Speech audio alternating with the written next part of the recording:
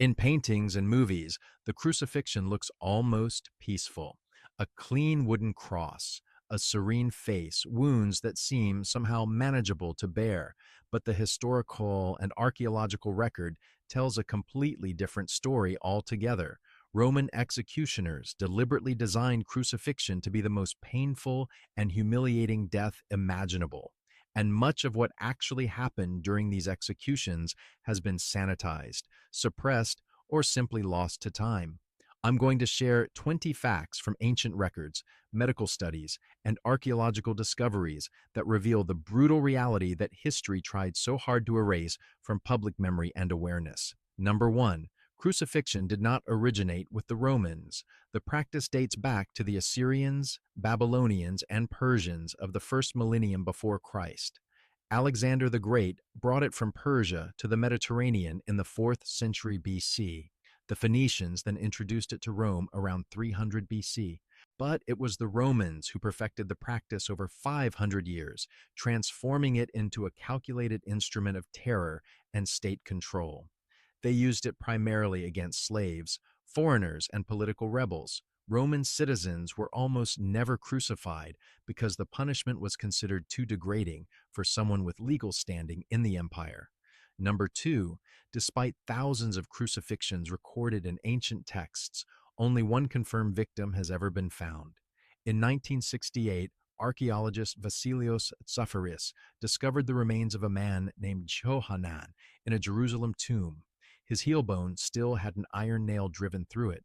This single discovery revolutionized our understanding of how crucifixion was actually performed. Before Yehohanan, scholars had only written descriptions to work from. Number 3, victims did not carry a full cross to their execution. Wood was scarce in the ancient world. The vertical post, called the stipes, remained permanently fixed at execution sites. The condemned carried only the crossbeam, called the patibulum, which weighed approximately 75 to 90 pounds. A full cross would have weighed over 300 pounds, making transport impossible for someone already weakened by torture. Number 4, the Romans varied their methods deliberately. According to the Jewish historian Josephus, during the siege of Jerusalem in 70 AD, Roman soldiers crucified Jewish captives in different positions purely for their own amusement. Some were nailed upside down. Others were twisted sideways. There was no single standard method. The executioners had complete discretion over positioning. Number 5, before crucifixion came the scourging. The Romans used a weapon called the flagellum or flagrum, a short whip with multiple leather straps. Knotted into these straps were pieces of metal, bone fragments, and sometimes hooks called scorpions. The church historian Eusebius recorded witnessing victims scourged until their veins, arteries, and even internal organs became visible. Many died from the beating alone before ever reaching the cross. Number 6, the debate over nail placement continues today. Traditional artwork shows nails through the palms, but experiments on cadavers by French physician Pierre Barbet in the 1930s suggested the palms could not support body weight. He proposed the nails went through a gap in the wrist bones called Destalt's space. However, forensic pathologist Frederick Zugebe later demonstrated that nails driven through the upper palm at an angle could indeed support the body. The nail through Yehohanan's heel confirms at least that foot placement varied. Number 7, Roman executioners designed devices specifically to prolong suffering. A small wooden seat called the sedile projected from the cross, allowing victims to partially support their weight. This prevented rapid death from exhaustion but inflicted additional pain. Some victims survived on the cross for 3 to 4 days with this modification. The Church Fathers described the cross of Jesus as having 5 extremities rather than 4, with the 5th being this seat. Number 8, death came primarily from asphyxiation, not blood loss. Hanging with arms extended gradually exhausted the muscles needed for breathing. Victims had to push up on their nailed feet to inhale. As strength failed, they could no longer lift themselves. Carbon dioxide accumulated in the blood. Eventually, they suffocated. The entire process could take hours or days, depending on the victim's physical condition and the severity of prior torture. Number 9, the crurifragium was the breaking of the leagues with an iron club. This was considered an act of mercy because it hastened death. Without the ability to push up on the legs, victims could no longer breathe and died within minutes. Jewish law required burial before sunset, so in Jerusalem, executioners often broke legs to speed death and allow timely burial. The Gospel of John records this being done to the two criminals crucified alongside Jesus. Number 10. Victims were often offered wine mixed with myrrh or gall before crucifixion. This practice is documented in Gospel accounts and confirmed by ancient Roman customs of the era. Ancient records indicate this mixture served as a crude anesthetic to dull pain. According to the Gospels, Jesus tasted this drink but refused to consume it. Some scholars interpret this as choosing to experience full suffering without numbing effects. Others suggest the myrrh-saturated wine was actually undrinkable and would have increased rather than decreased suffering. Number 11. Darkness covered the land for 3 hours during the crucifixion.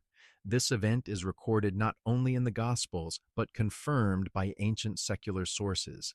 The Greek historian Phlegon wrote that in the fourth year of the 202nd Olympiad, corresponding to 33 AD, the greatest eclipse occurred, and night came at the 6th hour.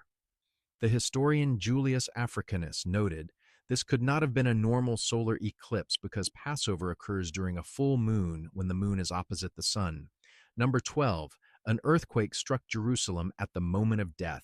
Geologists studying sediment cores from the Dead Sea in 2012 found evidence of seismic activity around 33 AD. A distinctive layer of disturbed sediment sits approximately 65 years above the well-documented earthquake of 31 BC. This geological evidence aligns precisely with gospel accounts of the earth shaking and rocks being split apart. Number 13. The temple veil was torn from top to bottom. This curtain was not a simple drape. According to Jewish sources, it measured 60 feet high and 4 inches thick, requiring 300 priests to install. The tearing from top to bottom, rather than bottom to top, suggested to witnesses that no human hand caused the damage. Number 14. The spear wound produced both blood and water. Roman soldiers pierced the side of Jesus to confirm death. The separation of blood and clear fluid has been explained by modern medicine as evidence of pericardial effusion or cardiac rupture caused by extreme stress of crucifixion combined with scourging trauma. This detail was medically impossible to fabricate in the first century. Number 15. Most crucifixion victims were never properly buried at all. Romans typically left bodies on crosses to rot and be consumed by birds and wild animals. This extended punishment beyond death and served as warning to others. The stench of decomposing corpses at execution sites was notorious. However, Jewish custom demanded burial by sunset, and Roman authorities in Judea sometimes accommodated this practice.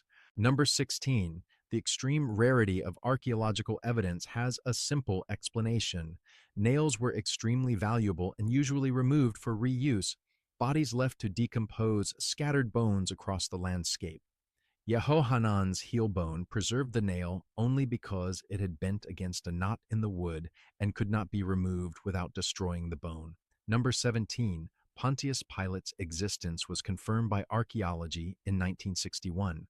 A limestone inscription found at Caesarea Maritima reads, "From Pontius Pilate, prefect of Judea." This discovery silenced scholars who questioned whether Pilate was historical. A copper ring with Pilate's name was later discovered at Herodium, further confirming his presence. Number 18. The Caiaphas ossuary was discovered in 1990 near Jerusalem. This bone box contained 6 individuals and bore the inscription Joseph, son of Caiaphas.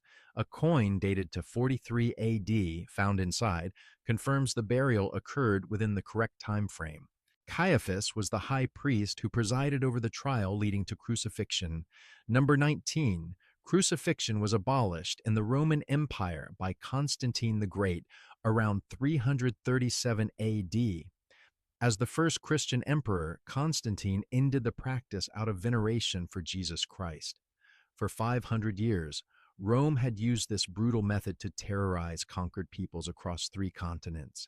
Its abolition marked a profound shift in Roman culture and imperial law. Number 20. The full horror of crucifixion was rarely written about in detail.